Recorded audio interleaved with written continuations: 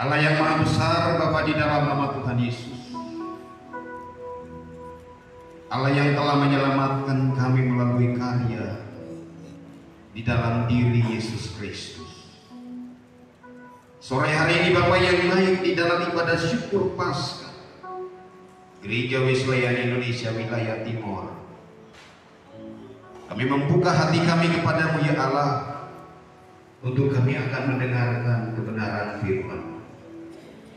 Kami mohonkan kehadiran kuasa Allah bagi kami, menguasai ruangan kebaktian ini, menguasai setiap hati kami, agar firman yang kami dengar bersama pada saat ini memberikan kekuatan, memberikan semangat kepada kami, untuk kami terus mengasihi melayani Engkau di dalam perjalanan hidup ini.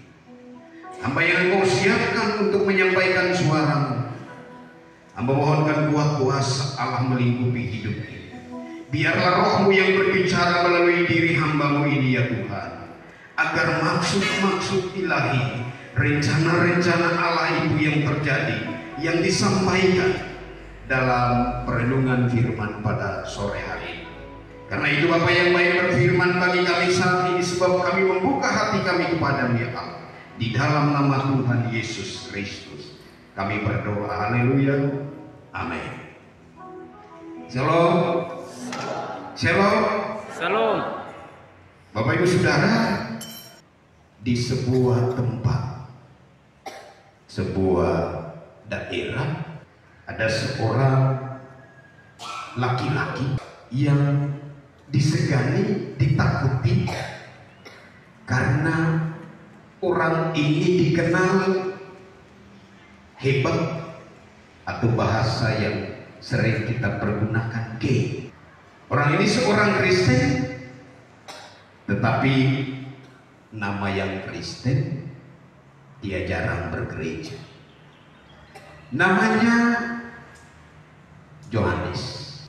Tetapi karena dia ini orang yang disegani, orang yang ditakuti, geng di situ, jagoan di situ, dia kasih nama samaran Nyadu. Jadi setiap orang itu harus panggil si Yohanes ini dengan nama Nyadu. Kalau ada orang yang memanggil dia tidak pakai sebutan Nyadu, itu bisa babak belur, bisa dihajar. Satu ketika dalam momen Paskah, sama seperti sore hari ini, Pak Pendeta yang berkhotbah sudah menyiapkan firman itu dengan baik.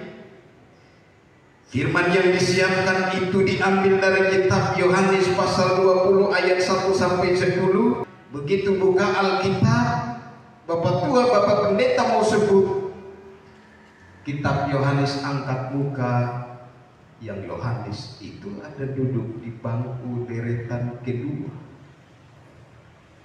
Beliau langsung, aduh, dia ada. Karena Pak Pendeta juga takut setelah khotbah ini babak belur.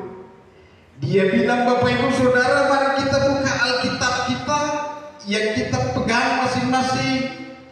Kita buka di dalam kitab Nyadu pasal 20. Sudah begitu Pak Pendeta bilang, kita baca responsoria bergantian. Kemudian Pak Pendeta berkata, yang sudah menemukan, katakan amin. Tidak ada orang yang bilang amin. Pak Pendeta langsung bilang, kita baca secara bergantian. Pak Pendeta mulai baca ayat pertama. Jemaat tidak ada yang konsentrasi. Karena apa? Jemaat lagi bongkar bakir Alkitab, cari kitab Nyadu itu ada di mana.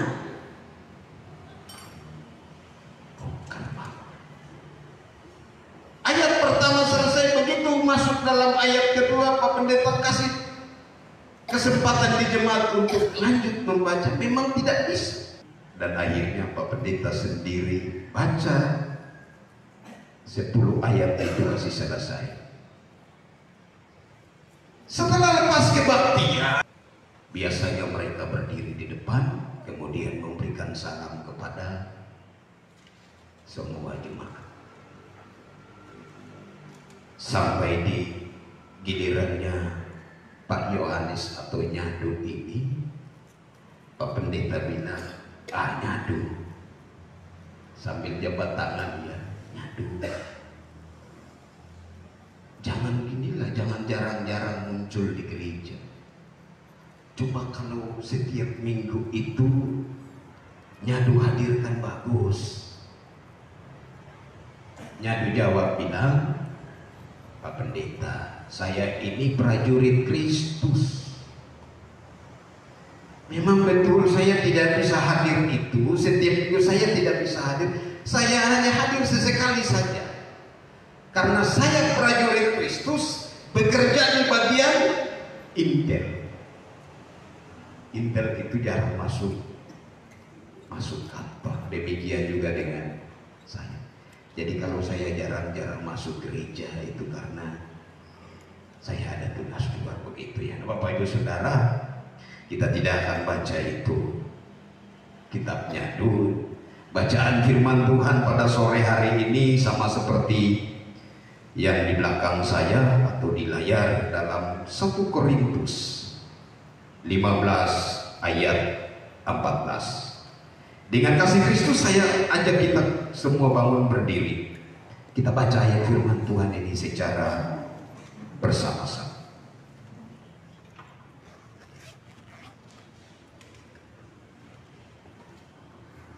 Satu Korintus 15 ayat 14.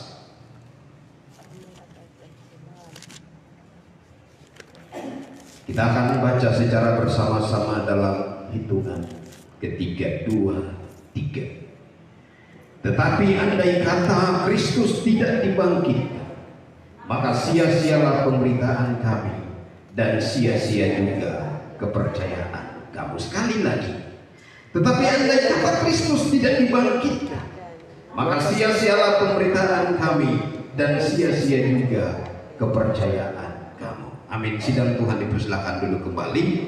Berbahagia itu setiap orang yang membaca, merenungkan dan menjadi pelaku kebenaran firman Tuhan. Saya ajak kita semua baca bersama-sama tema yang terpampang di depan kita oleh Dewan Pengurus Wilayah Timor. 2, 3. Kebangkitan Kristus menggerakkan semangat persatuan.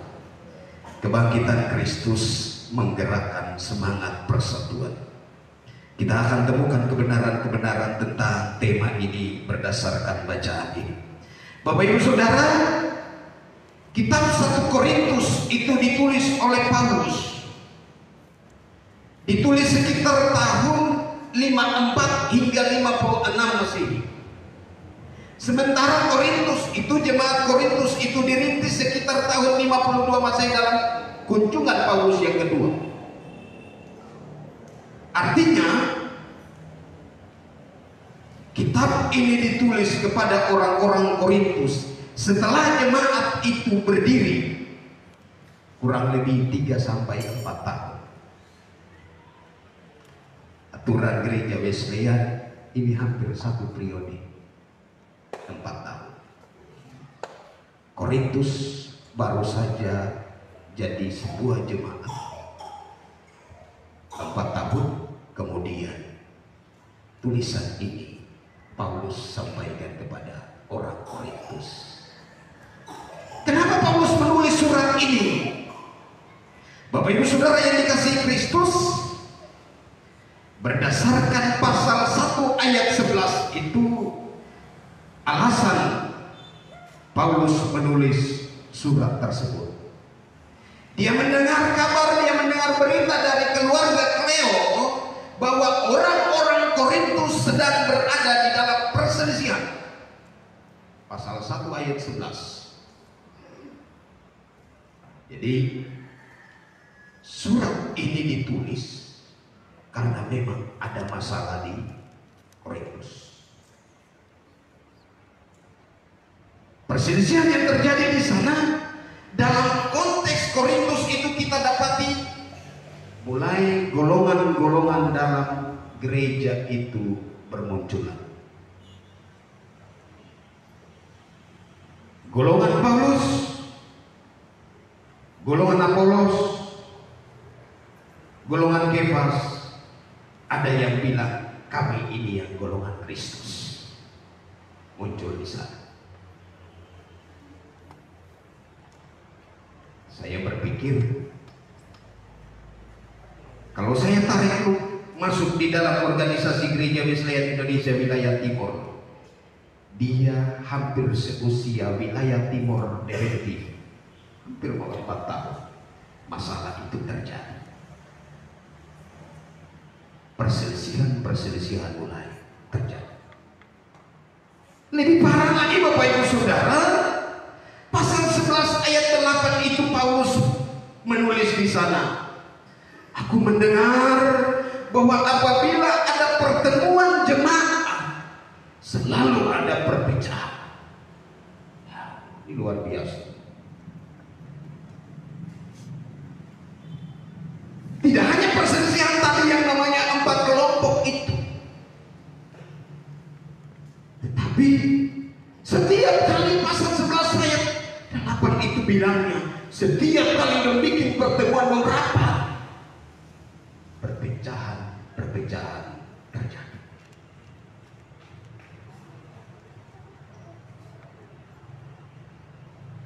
Kemudian menjadi pertanyaan, kalau begitu, apa yang menjadi penyebab sehingga tiap kali bertemu, tiap kali berapat bukannya sesuatu hal yang dibicarakan, tetapi justru perpecahan? Apa yang menjadi penyebab sehingga timbul golongan Apolos, golongan Paulus, golongan Kefas, dan juga golongan mereka yang bilang hanya kami ini yang golongan Kristus? Apa? Rupanya Bapak Ibu Saudara, pengaruh ajaran Gnostik itu sangat berdampak dalam kehidupan orang-orang Korintus. Gnostitis atau Gnostik itu ajaran sebuah bidang yang mengajarkan bahwa perbuatan-perbuatan badani itu tidak ada kaitan dengan hal jiwa. Yang selamat, yang masuk di dalam kehidupan sejati itu jiwa, bukan badan, bukan tubuh. Sehingga perbuatan-perbuatan yang dilakukan oleh tubuh itu tidak akan berdampak apa-apa dengan kehidupan sejati yang akan diperoleh kehidupan roh. Sehingga yang terjadi di sana adalah mereka berusaha agar supaya gereja melegalkan sinkretisme, pencampur adukan kepercayaan. Kepercayaan penyembahan berhala juga masuk dilegalkan di gereja, tetapi kemudian juga bicara tentang hubungan dengan Tuhan itu juga dilegalkan di gereja. Dampak dari ajaran ini, karena mereka menganggap bahwa tubuh dan roh itu tidak bisa disatukan, itu tetap berbeda, tetap harus dipisahkan. Maka mereka adalah orang-orang yang tidak mengakui akan ada kebangkitan tubuh atau kebangkitan daging. Pengaruh ini sangat besar dalam kehidupan orang Korintus. Masa-masa sekarang itu kita sudah masuk dalam, kalau ada beberapa gereja, bahkan beberapa waktu lalu saya sempat berdiskusi dengan ketua sinode. Beliau berkata bahwa konferensi-konferensi tingkat internasional itu juga sudah mulai bicara tentang perkawinan sesama jenis, karena memang beberapa gereja mulai atau beberapa kelompok mulai melegalkan itu. Rupanya ini juga pernah terjadi dalam kehidupan orang Korintus. Mereka percaya, mereka menjadi orang Kristen, tetapi mereka mau supaya perzinahan, percabulan itu tetap diizinkan. Penyembahan berhala, kikir itu tidak jadi persoalan. Sehingga Bapak Ibu Saudara, kalau kita ikuti 1 Korintus itu, Paulus berbicara hampir item per item, bahas persoalan-persoalan ini. Tetapi kemudian Bapak Ibu Saudara, dalam bacaan kita sampai pada pasal 12 dan seterusnya, kita akan temui ajaran-ajaran Paulus mulai muncul. Didikan-didikan Paulus mulai muncul di sana. Dan di titik pasal 14 itu Paulus mulai berbicara tentang kebangkitan.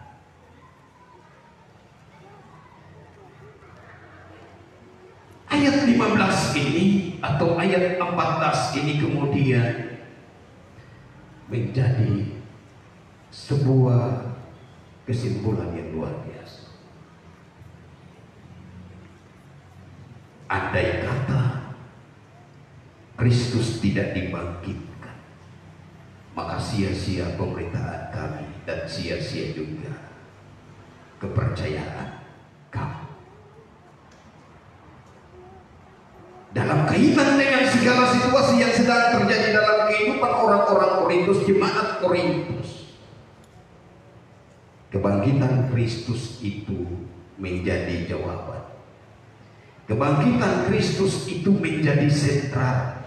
Kebangkitan Kristus itu menjadikan semua yang mereka kerjakan, semua yang mereka lakukan, dan semua yang mereka imani itu bermakna. Dalam kaitan dengan tema kita pada sore hari ini, berdasarkan bacaan ini Bapak Ibu Saudara, kita akan belajar tentang dua hal penting yang disampaikan oleh Paulus, yang mana jika ini dapat kita lakukan di dalam kehidupan kita sehari-hari, maka persatuan, semangat persatuan, semangat kebersamaan itu akan terus ada di dalam kehidupan Gereja Wesleyan Indonesia wilayah timur dalam menghadapi berbagai pergumulan, berbagai hal yang ada di depan kita. Yang pertama, Paulus berkata, kebangkitan Kristus itu menjadikan pemberitaan kami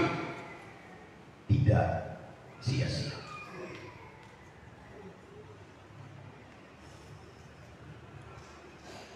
Kebangkitan Kristus menjadikan pemberitaan kami itu tidak sia-sia. Terjemahan King James Version itu menyebut, jika Kristus tidak dibangkitkan, maka sia-sia pemberitaan kami dan imanmu pun sia-sia. Kita akan belajar bersama makna dari ungkapan ini. Kata sia-sia, kata sia-sia itu berasal dari akar kata keros. Sia-sia, hampa, menuju kosong. Itu kata sia-sia. Memang LAI menerjemahkan itu lurus. Kemudian kata pemberitaan kami itu dia pakai kata kerukma dari kata keruso, yang memang pada umumnya dalam era perjanjian lama itu memang pemberitaan. Tetapi ketika masuk di dalam perjanjian baru, Kata kerusuk ini lebih mengarah kepada pemberitaan berkaitan dengan Injil, atau lebih tepatnya diterjemahkan apa yang kami khotbahkan, apa yang kami kabarkan. Artinya Bapak Ibu Saudara, Paulus mengatakan kepada orang-orang Korintus, jika mempersoalkan hal-hal berkaitan dengan kebangkitan Kristus itu,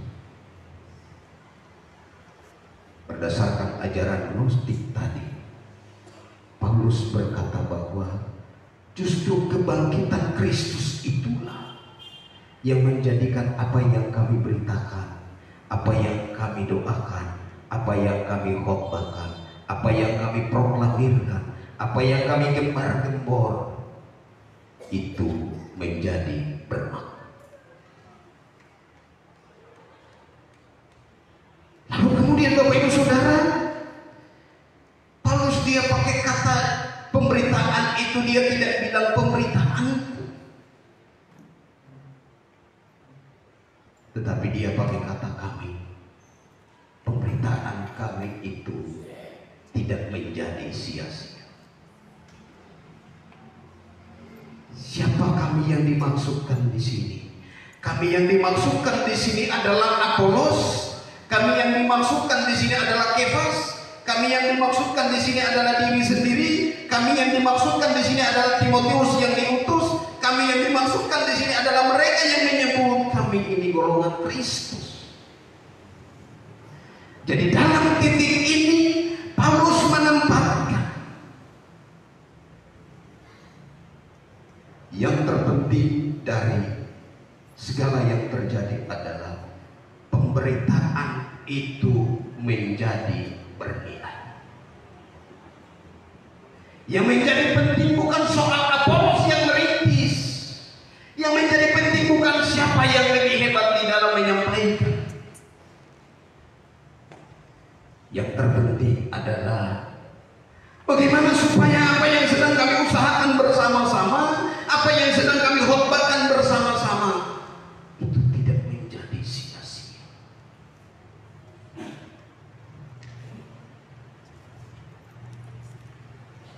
Dia menempatkan Kefas, Apolos, mereka yang menyebut golongan Kristus, itu sejajar dengan diri. Dia tidak lebih dari Apolos. Dalam konteks ini Bapak Ibu Saudara, yang menjadi obsesi seorang Paulus adalah agar supaya yang kami beritakan ini jangan masuk di dalam ranah, kalau terjemahan Kerugma tadi, jangan ketemu yang namanya kosong.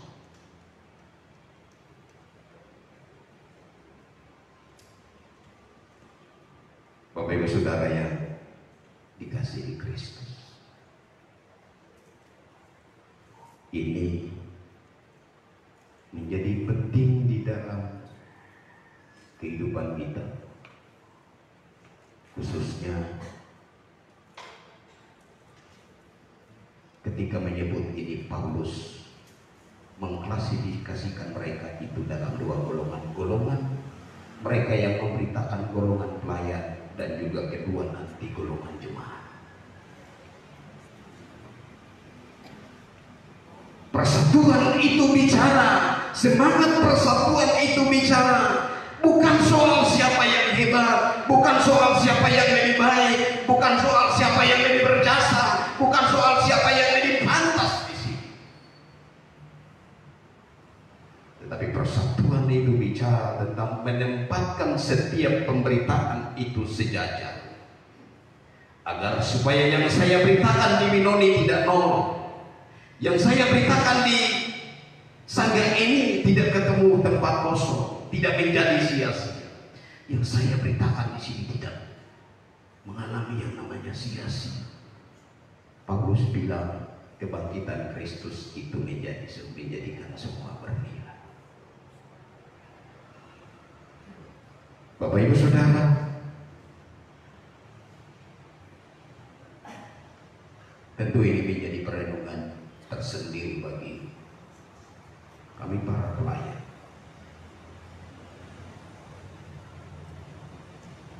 Terkadang saya merasa saya lebih hebat dari yang lain.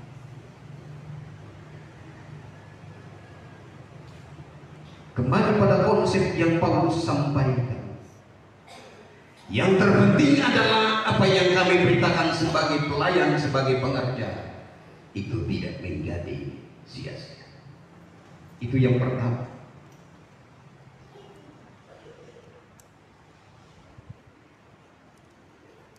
Yang kedua, Paulus bilang kebangkitan Kristus itu menjadikan imanmu tidak sia-sia. Setelah dia bicara para pelayan, kali ini dia bicara jemaat lagi. Sebelum kita lanjut di ayat poin kedua, satu ilustrasi, satu cerita. Satu kali seorang pendeta, dia mengalami satu penyakit, yaitu penyakit amnesia, lupa ingatan. Dia ingin supaya dia sembuh, maka dia memilih untuk bertemu dengan dokter pribadi, dokter orang Kristen. Setelah dalam pertemuan itu, konsultasi kesehatan itu, kemudian dokter memberikan 3 jenis obat dengan warna yang beda-beda. Dokter bilang, ini obat ini kalau diminum, saya pastikan pulih, sembuh. 3 warna itu minum satu-satu.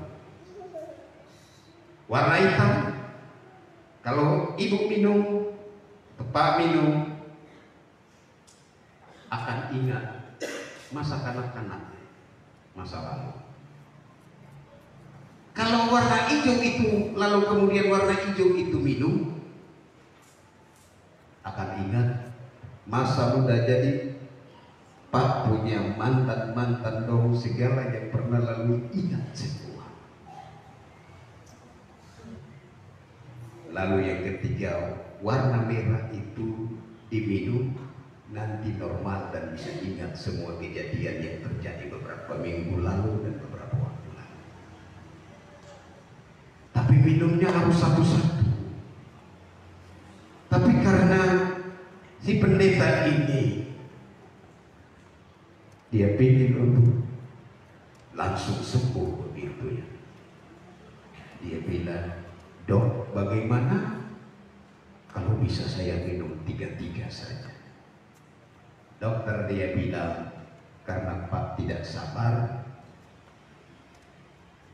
jadi bisa minum, tapi saya pastikan malam nanti Pak akan berada di Taman Firdaus. Sabar itu penting ya saudara. Fase-fase, proses-proses, segala hal itu ada fasenya, ada proses. Hal yang kedua, Bapak Ibu Saudara, kebangkitan Kristus menjadikan kepercayaan bernilai. Kepercayaan pistos, iman. Kebangkitan Kristus itu menjadikan imanmu bernilai. Imanmu tidak sia-sia. Iman atau pistos itu memiliki makna tindakan percaya dan kemudian penyangkalan diri, di mana orang tidak lagi mengandalkan kekuatannya, mengandalkan dirinya sendiri, tetapi mulai mengandalkan tangan ilahi, tangan yang perkasa. Ini kemudian disampaikan oleh Paulus kepada jemaat yang sedang ada di dalam perselisihan, sedang ada di dalam kelompok-kelompok. Jemaat yang terpisah dengan yang lain? Jemaat yang baru berdiri 4 tahun,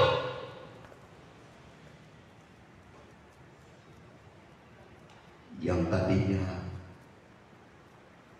ada di dalam skeptis, ya, tidak mutlak dalam iman mereka,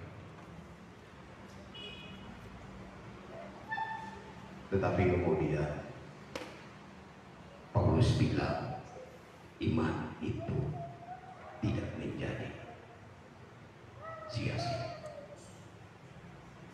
Kebangkitan Kristus itu, pujian-pujian tadi menyatakan memberikan kemenangan, memberikan harapan bahwa yang saudara dan saya imani itu benar juru selamat, bahwa yang saudara dan saya ikuti, yang saudara dan saya percaya itu Dia Allah yang sanggup membangkitkan orang mati, Dia Allah yang telah memberikan kemenangan. Kebangkitan Kristus itu menjadikan saudara dan saya begitu berharga di hadapan Tuhan. Sehingga John Wesley dia bilang, melalui kebangkitan Kristus, Allah tidak hanya menganggap saudara benar di hadapan Tuhan, di hadapannya, tetapi Ia mengudus. Dan di dalam kasih Allah terus menyempurnakan untuk menjadi pribadi yang sempurna.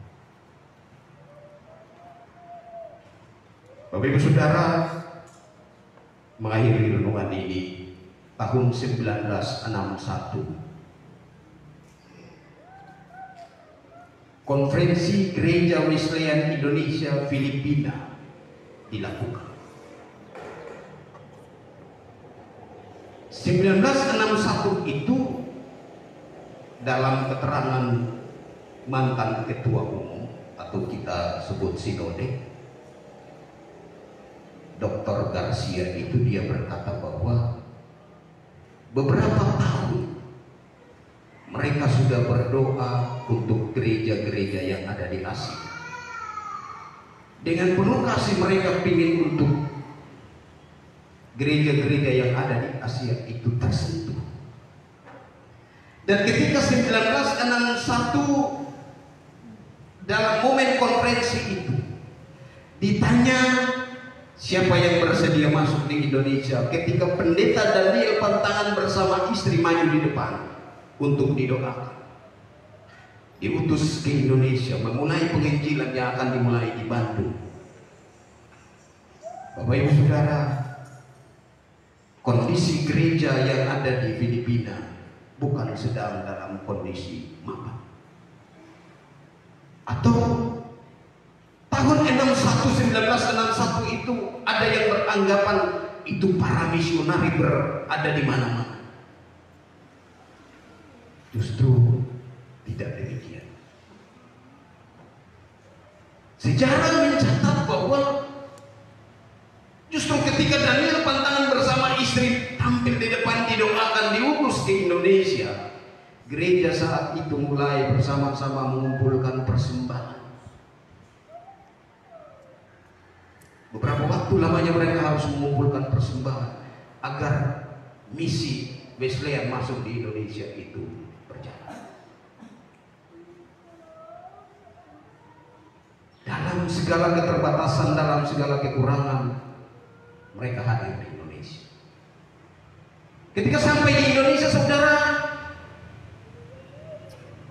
mereka ada di dalam kekurangan, sehingga yang pendeta Daniel Pantangan lakukan saat itu bukan langsung melakukan penginjilan, tetapi kemudian mereka harus mencari donatur.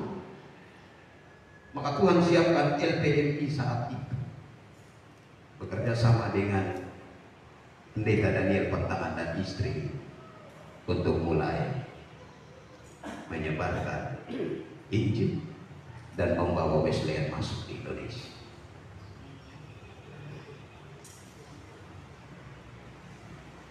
Dampak dari itu, dampak dari pergumulan yang mereka gumuli beberapa tahun, kemudian dieksekusi tahun 1961, gereja Wesleyan mulai dibuka di sebuah garasi di Bandung. Ibadah berlangsung di sana. Kemudian 1975 Sekolah Tinggi Teologi Magelang mulai dirintis dengan nama STT Wesleyan. 1977 cikal bakal dari pergerakan itu, deklarasi Wesleyan di Alor Kalabahi mulai. Kemudian selanjutnya ada sekolah Alkitab yang dibuka di Rule Kalabahi. Dimulai bukan dengan gereja yang mapan. Dimulai bukan saat Filipina itu sedang baik-baik. Tetapi poin yang kemudian kita dapati di sini adalah sama-sama bersemangat, sama-sama bersatu. Ketika mereka bergumul beberapa tahun untuk misi di Asia, daerah-daerah Asia lainnya. Sedia sekata dan mulai, ayo pekerjaan misionaris, mari kita jalankan.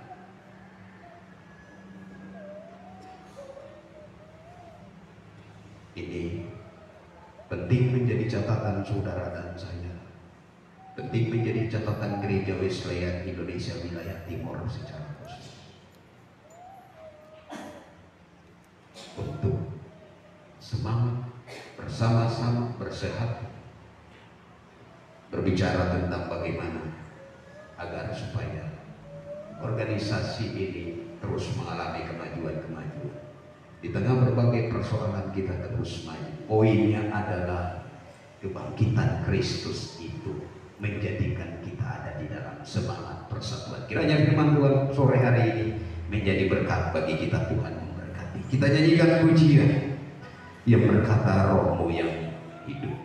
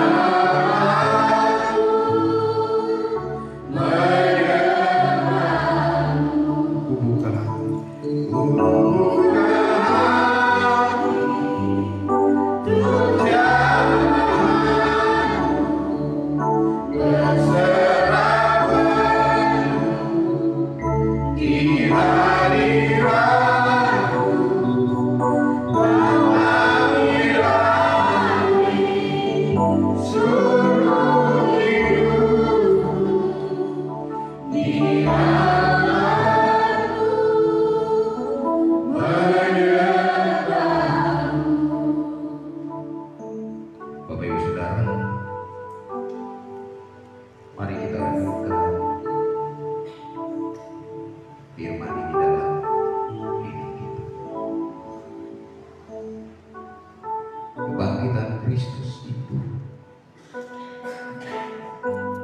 menjadikan semua yang saudara dan saya kerjakan tidak sia-sia. Dan tidak akan sia-sia segala sesuatu yang kita kerjakan di dalam rencana.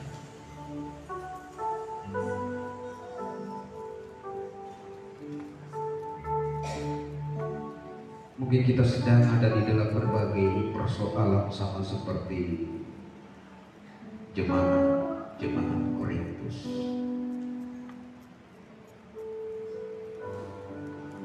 Perselisihan ada di antara kita. Tetapi firman Tuhan pada sore hari ini menolong kita, menegur kita, memperbaiki kita. Sebab kebangkitan Kristus itu memberikan harapan bahwa segala sesuatu yang kita beritakan, segala sesuatu yang kita perjuangkan, segala sesuatu yang kita upayakan di dalam pekerjaan Tuhan tidak akan sia-sia.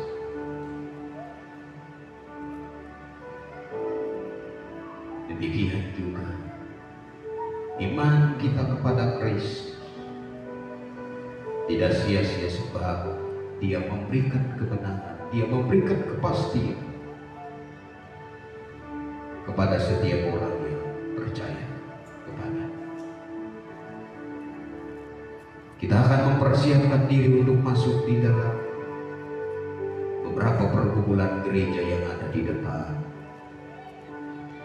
Kebangkitan Kristus itu memberikan semangat untuk terus ada di dalam kebersamaan, persatuan tubuh Kristus demi untuk pekerjaan Tuhan, kemajuan organisasi yang kita cintai, organisasi GW Wilayah Timur.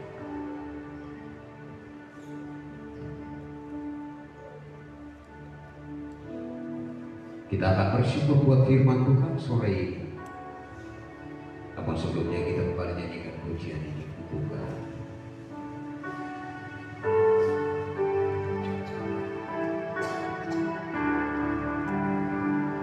Bukalah tunjangan berserah di hadirat dalam iman sungguh hidup di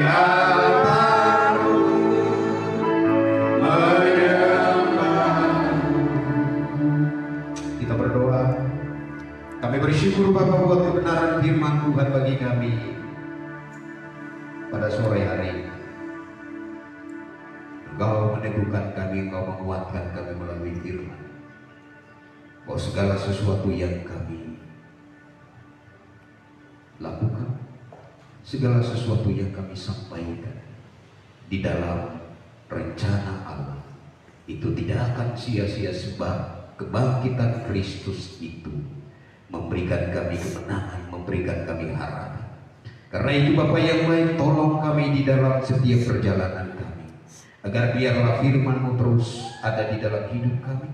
Kami hidup seturut dengan kebenaran firman, agar supaya pekerjaan-pekerjaan Tuhan terus mengalami kemajuan-kemajuan, dan hidup kami terus ada di dalam kehendak Allah. Terpuji nama Tuhan di dalam nama Tuhan Yesus Kristus, Allah yang telah menyatakan maksud-Mu. Kami bersyukur buat firman sore hari ini. Haleluya.